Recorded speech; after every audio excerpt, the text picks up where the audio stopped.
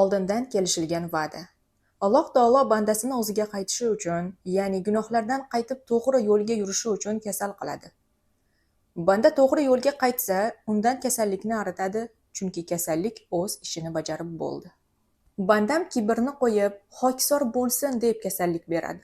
Banda xokisor bo'lsa, uni kasaldan xalos etadi, chunki kasallik o'z vazifasini o'tab bo'ldi. Odamlarning dardini his qilsin deb unga dard beradi. Banda atrofidagi insonlarning chekkan azob-uqubatlarini his qilsa, Alloh taolo uning dardiga malham beradi. Zero dard o'z ishini qilib bo'ldi. Sabringizni sinash uchun, taqdirga roziligingizni imtihon qilish uchun sizga kasallik beradi. Sabr qilsangiz, taqdirdan rozi bo'lsangiz, kasalligingizni aritadi, chunki kasallikning foydasi qolmadi. Huzurga kirish uchun avvaldan ro'yxatga yozilishga, davolanish uchun alohida hujjatlarga va belgilangan vaqtdan kamida 15 daqiqa avval kelib turishga ehtiyoj bo'lmagan yagona shifokor bu Alloh taolodir. Yo Alloh desangiz bo'ldi. Eng buyuk ilohiy shifoxona sizga o'z darvozalarini ochadi. Bu shifoxona komil shifo, rahmat, qudrat, lutf va marhamat shifoxonasidir. Mashinada yosh bolani bosib yuborgan bir tanishim bo'lgan hodisani so'zlab aytadi. G'ildiraklar ostida suyaklarning qirsillab sinayotgan ovozi quloqlarimga shundoq yaqqol eshitildi. Zudlik bilan mashinani to'xtatib, otilib tushdim. Qo'rquvdan oyoq-qo'lim dir-dir titrardi. Bolani yaqinda joylashgan kasalxonalardan biriga yetkazib bordim. Biroz o'tib, bolaning ota va bobosi ham yetib kelishdi. Men o'zimni butunlay yo'qotib qo'ygan edim. Bir kun kelib, inson qotili bo'lib qolish xayolimga ham kelmagandi. Sinayotgan suyaklarning qirsillagan tovushi hali hanuz quloqlarim ostida jaranglar edi. Bolaning bobosi o'rtog'imning oldiga kelib, uni tinchlantiribdi va Alloh taolo nimani taqdir qilgan bo'lsa amalga oshishini va o'zlarining shunga rozi bo'lishlarini aytibdi. Kasalxona masjidida birlashib xufton namozini o'qishibdi. Bolaning bobosi imomlikka o'tib, qiroatida sabr qilguvchilarga xushxabar bering oyatini o'qiganida o'rtog'im ho'ng yig'labdi. Namozdan so'ng jonlantirish bo'limidan chiqqan shifokorlar o'zlaridan xabar kutib turgan ota va boboning oldiga kelishib, bolaning yashab qolishiga umid kam ekani, bosh suyaklari parchalanib ketganini aytishdi. Bu xabarni eshitgan o'rtog'im hushini yo'qota yozdi va bo'shashgan holda uyga qaytibdi. Bir hafta ishga ham chiqmabdi. Bechora bola uchun boboning mustahkam iymoni, otaning ishonchi va onaning tinimsiz duosidan foydaliroq dori yo'q edi. Bir hafta o'tmay men ham bolani ko'rgani, kasalxonaga borib ko'zlarimga ishonmadim. Bola ancha o'ziga kelib qolgan, kular, o'ynar edi. Birga ancha suhbatlashib o'tirdik. Doktorlar adashgan. Singan suyaklarni tuzatguvchi zot Alloh taolo to'g'ri aytgan edi. Alloh odamlar uchun qaysi bir rahmatni ochib ravona qilib qo'ysa, bas uni tutib qoluvchi bo'lmas. Fotiha surasi 2-oyat. Maydalanib ketgan suyaklarni tuzatishga kim qodir? Lablarga tabassum qaytarishga va o'lik murdaga aylanayotgan jasadga yangitdan jon puflashga kim qodir? Albatta yolg'iz Alloh qodirdir. Nuqta qo'ying. Payg'ambarlar otasi, ma'naviy kasallardan salomat qalb sohibi bo'lgan Ibrohim alayhisalomning aytgan so'zlari shifo so'rab, abadiy barhayot zotning o'zigagina murojaat qilish borasida butun mo'minlarga dars bo'ladi. Kasal bo'lganimda uning o'zi menga shifo berur. Shuaro surasi 80-oyat. Ya'ni, yolg'iz uning o'zi shifo beradi. Undan boshqa hech kimning qo'lidan shifo berish kelmaydi. Shu joyda kattakon bir nuqta qo'ying. Alloh sizga shifo berishni xohlasa, undan boshqasiga muhtoj bo'lmaysiz. Agar u istamasa, boshqa hech kim sizga shifo bera olmaydi. Ayyub alayhisalomning butun badani yara bilan qoplanib, hayoti butkul izdan chiqib ketadi. Oilasi tirqirlab, mol-mulki sovriladi. Uning shifo topishiga eng nekbin insonlar ham umidini yo'qotadi. Ayyub alayhisalom esa sabr va savob umidida bardavom turadi. Kasallik butun tanasini qaqshatsa-da, u xo'jayinining taqdiriga bosh egib rozi bo'ladi. Oxir oqibat uzoq yillik balo-ofatlardan so'ng hayo bilan, xokisorlik bilan lablarini duoga ochib, "Ey Robbim, menga musibat yetdi. O'zing rahimlilarning rahimlirog'idirsan." Anbiyo surasi 83-oyat. Osmon darvozalari darrov rahmat bilan ochildi. Bu qayg'uli va bardoshli banda uchun Alloh taolo oliy buyruqlar tushirdi. Bir lahzada azob yillari barham topib shifo va rohat kunlari boshlandi. Nima uchun Allohdan boshqasiga borasiz? Nima uchun undan o'zgaga murojaat qilasiz?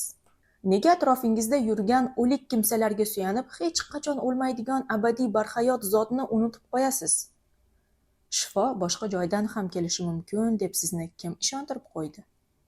Hech kimning aralashuvisiz sizni ona qornidan bu dunyoga chiqargan. Ona ko'kragida siz uchun eng foydali rizq yaratib qo'ygan va hech narsani bilmaydigan bir parcha go'shtga ona ko'kragini emishni o'rgatgan zotni nahotki shunchalar tez unutib qo'ydingiz? Onangiz bo'lmish o'sha ayolning qalbiga sizga nisbatan buyuk mehr shafqatni joylab qo'ygan zotni unutdingizmi? Naqadar tez unutdingiz? Men u zotdan behojat bo'lishim mumkin deb xayol qildingizmi? Shuning uchun Alloh taolo kasallik vositasida o'sha ilk kunlaringizni yodingizga soladi. Kasallik orqali sizga "Hoy banda, menga qayt. Seni yo'qdan o'zim bor qilganimdek, bu kasalligingni ham yolg'iz o'zim aritaman", deydi. Rozilik. Shifoyingiz siz o'ylagandan ham yaqin bo'lishi mumkin. Ayyub alayhissalomga oyog'i bilan yerni tepish buyurildi va oyog'i ostidan shifobaxsh suv chiqdi. Mana shu cho'miladigan va ichimlik sovuq suvidir. Sod surasi 42-oyat. Shifosi shundoqqina yonginangizda bo'lsa ham, uni topishiga Allohning irodasi yetishmay turgan ekan. Allohning imtihoni tamomiga yetib, Ayyub alayhissalomning shifo topishini xohlaganidan keyingina Ayyub payg'ambar shifoning joyini topdi va Allohning izni bilan dori unga foyda berdi. Shifo topish uchun Washington, Parij yoki Pekin shaharlariga chipta olishning keragi yo'q.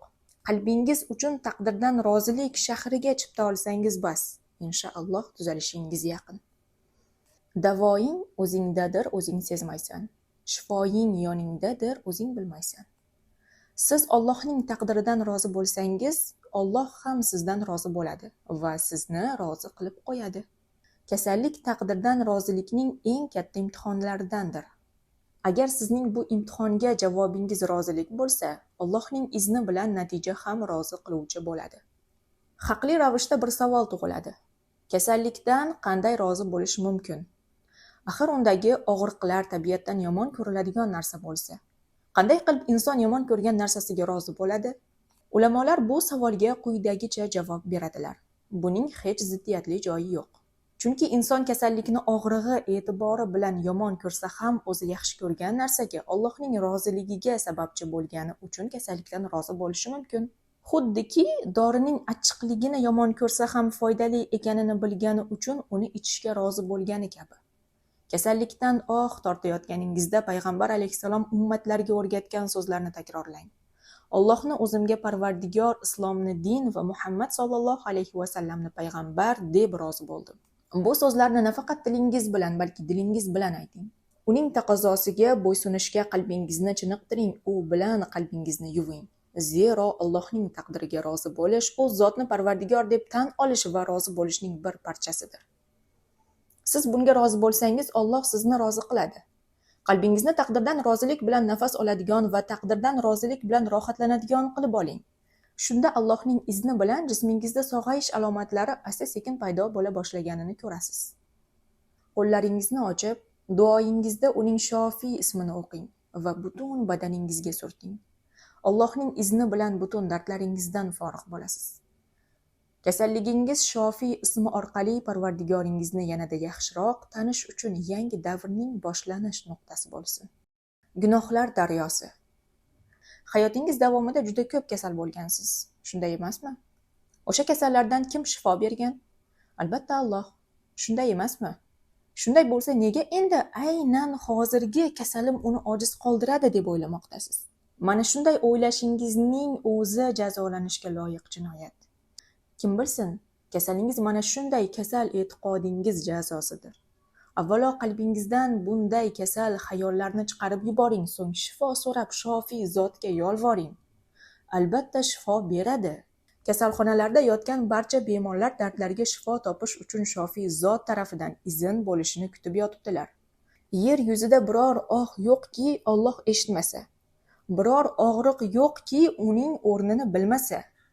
Biror xo'rsiniq yo'qki, uni va yuraklarni kuydirgan alangasini ko'rmasa. So'ngra uning murodi hosil bo'lib, dardu sitamlar orqali gunohlar daryosi qurib bitgach, Alloh taolo sog'lik salomatlikka yana qaytishni buyuradi.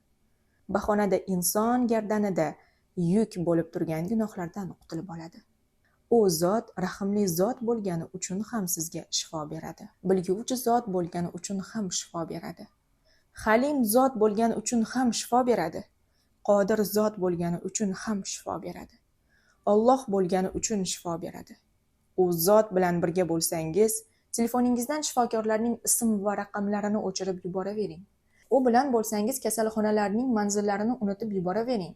U bilan bo'lsangiz, doktorlar bilan bo'ladigan uchrashuvlarni bekor qilavering. O'z uyingizga alohida kasalxona qurib oling va bu kasalxonaga jaynamoz deb nom bering. Bundan buyon faqat sajda bilan uchrashuv belgilang va telefoningizga emas, qalbingiz to'riga Shofiy ismini yozib qo'ying. Allohim, ey Shofiy zot, har bir orzuda jon, charchoq, jism va ojiz qalbdan o'z shifoying va rahmatingni darig' tutma. Sen o'zing duolarni eshitguvchi zotsan. Amin.